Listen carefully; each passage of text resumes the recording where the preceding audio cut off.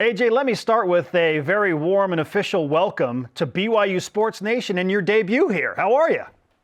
I'm good. Thank you for having us. Hey, absolutely. Okay, I also want to follow this up with, because BYU fans want to know, at what point in your mind during that tournament in Hawaii did you think, okay, I'm going to pull off a between under the legs dunk in a game, and then you went and did it? I mean, my trainer, like the day before, he told me if I did it, I'll get free dinner. So it was worth it. Yeah. Was it a good dinner? I didn't get it yet. I'm going to get it when I go back home. Good. Hold him to it. Hold him to it. When you get back home. That's awesome. Well, certainly the last couple of weeks have been busy and incredible as Cougar Nation has embraced you, and you were here for halftime and everything. What's it been like since you announced that you're coming to BYU in terms of what your life's been like and the reception you've received from the fans? I mean, it's been way stress-free. But I mean, like, I got to go on campus after I committed in. They were showing a bunch of love at the halftime introduction. And there's just guys on like Twitter, Instagram, and showing a whole bunch of love in my comments, so it's great. And you sat in the Rock student section, and the Rock gets a lot of notoriety. So what was it like to be a part of the Rock, cheering for BYU, knowing that next year you will be the one inciting them and getting them hyped up? Yeah, I mean, even on my visit, me and Jadra were on a visit and football game. We were in the Rock, and it was crazy. So, I mean, I was in it before, but now I was officially in it because I was committed. So, I mean, it felt better. Absolutely. That was a cool moment. What went into the decision to make First Take the place you wanted to announce that? And what was it like to kind of reveal that and reveal under the jacket you had the BYU shirt on? I mean, nobody's done it on First Take before. And I'm like a big guy that wants to do stuff nobody really does. So. Well, we liked the surprise, to say the least, and so did millions of BYU fans. But as you look back on your decision in choosing Kevin Young, and I know you've been asked this a few times, but just want to revisit some of these things. Why do you feel like Kevin Young is going to make you a better basketball player and prepare you for the NBA? I mean, he's been in that position. I mean, he coached some of my favorite players, Kevin Durant, Devin Booker, Chris Paul, guys I've been knowing. So, I mean, if he's done it at the NBA level, he can definitely do it at the college level. What kind of interaction have you had with those NBA guys? Because I saw you up at the Suns-Jazz game shortly after, and I know you were talking to Kevin Durant courtside. What kind of relationship do you have with some of these guys? I mean, it's not crazy tight, obviously, because they have their own jobs going on and stuff like that. But, I mean, they just show a lot of support because they're vets in the game and they want to see the young guys succeed. So, I mean, I get to text them. I get to talk to them every time we go to games. So, I mean, it's fun just knowing the greats of the game. That's awesome. And in a couple of years, you'll be the guy talking to the high school kid, reaching out to you, right? Trying to figure that out, which is awesome. There are lots of player comparisons for you in the NBA. Which one do you like the most? I mean, I like the Tracy McGrady-Shea comparison a lot because that's like two guys I've been really studying my game after. Like a jumbo guard that can do it all? Exactly. Awesome. Which skills, one, are you working on right now, and are you hoping to continue to develop specifically at BYU to get you NBA ready? I'm really working on my shot right now. So by the time I get to BYU, obviously I'm going to be playing with a farther line back. So, I mean, hopefully that season I can shoot 40+%, and it'll just make me higher chances of, draft stock and all that. Where do you feel like you're, and maybe it's everything, NBA ready right now? I mean, I just think I can do a lot of stuff. I think I'm a two-way player. Not a lot of guys take pride in defense. So I think that's like one of the main things that stick out. AJ Dybantsa is with us on BYU Sports Nation. We've learned recently that Zavon Staten has joined you at Utah Prep, and now you, as BYU guys together there, are going to be playing basketball with each other and then on to BYU. So what has the conversation been like with Zavon as he is now making plans to and transitioning to Utah Prep? I mean, it's been great. He only played 2 games, but we had a couple practices, and I mean, obviously we're talking about the future. So I mean, it's great though, getting that relationship early. Are there any alley-oop combinations we could expect in Provo between you two? Oh yeah, for sure. I can't wait, man. And we all need headbands and goggles like him just one day. We'll do the whole show with like goggles. I think it'll be great. It's a good look. It's awesome. I actually wore a headband in this game. That's awesome. That's awesome. Okay, a Richie Saunders headband, the AJ Dybantsa headband, Zavon, I love it. What are you enjoying the most during this this senior year at Utah Prep as you get ready to come to BYU, and then the NBA as you continue to work on your game and your life? I mean, it's just been fun. I mean, senior year is supposed to be the fun year, so I mean, I'm just trying to enjoy it and not be too bored of it. So I'm just having fun and just going to different cities. Like my last time in high school, really just enjoying it. Because a lot of people say like when you graduate, you're gonna miss it. So.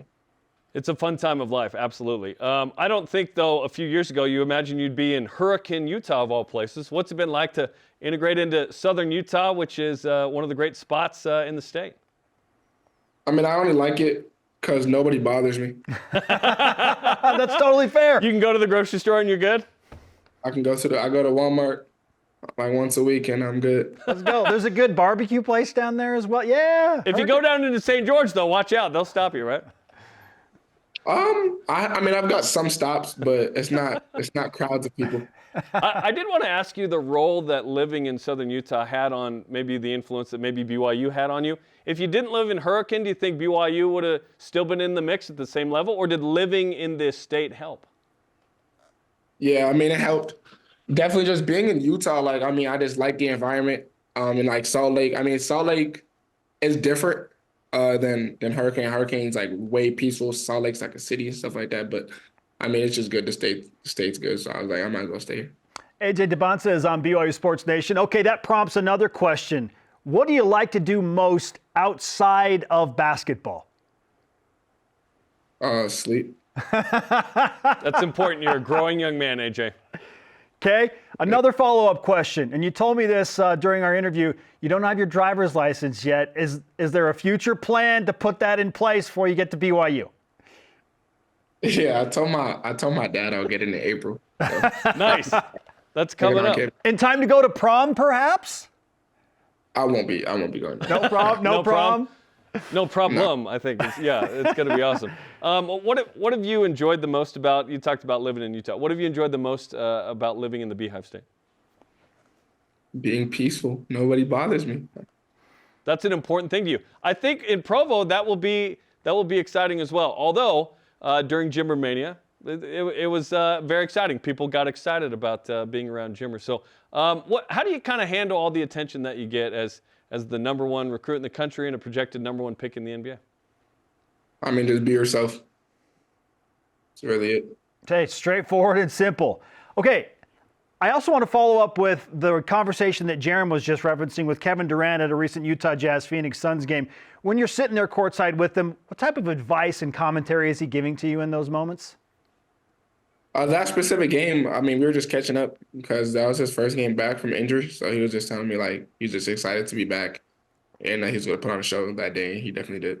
Then there's that moment where it shows up on social media where he has an and one and he's flexing. And it almost looked like you guys made eye contact. Do you recall that moment? Yeah. Because, like, he like, missed, like, 3 shots before that. And, like, he was, like, talking, and he looked at us. He was like, I bet. And then, like, he scored, so he looked at us. And I was right next to his, like, manager, so, yeah. You gave him a nod. I thought it was a nice gesture. It was just like, yep, nice shot. Nice shot. Yeah. Tell us about the influences in your life, on and off the court. Who in your life has influenced you, and whose opinion do you care about the most?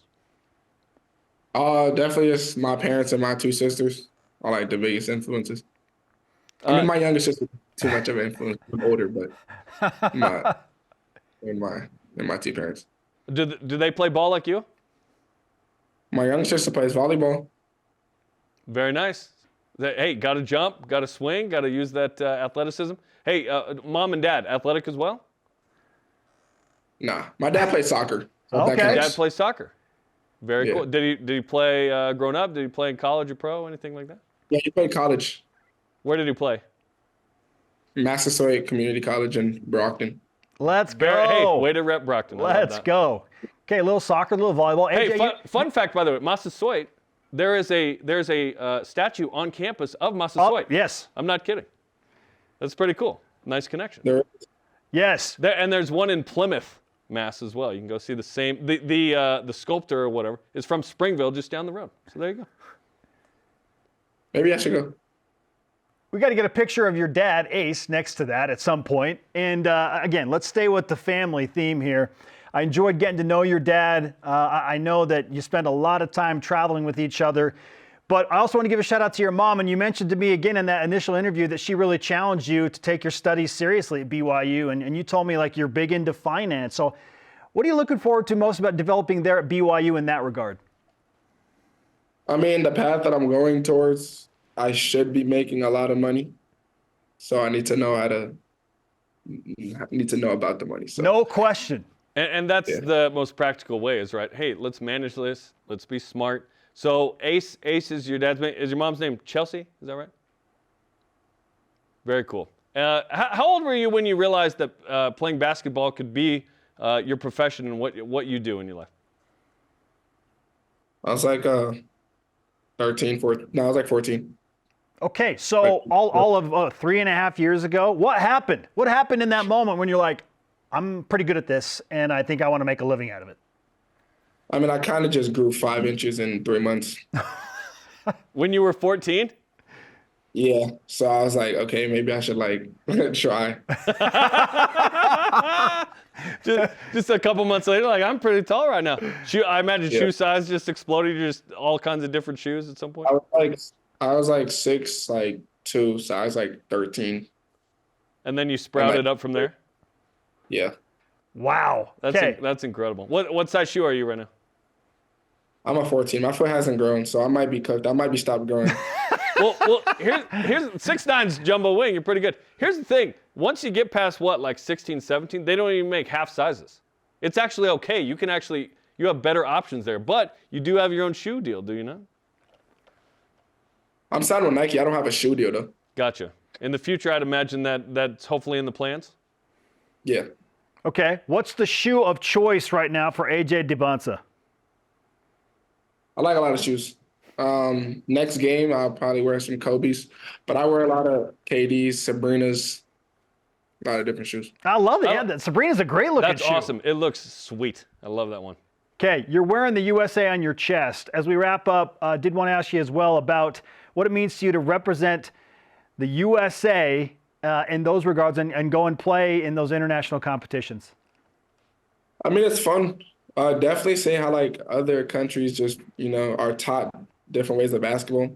I mean, it's like challenging for us as USA guys to just adapt and like run through all these screens because we're just taught how to play like fast paced stuff like that. But I mean, we're usually just like a lot more athletic and stuff like that. But I mean, this year, U19, I'm gonna try out, and it should be like some of the best competition.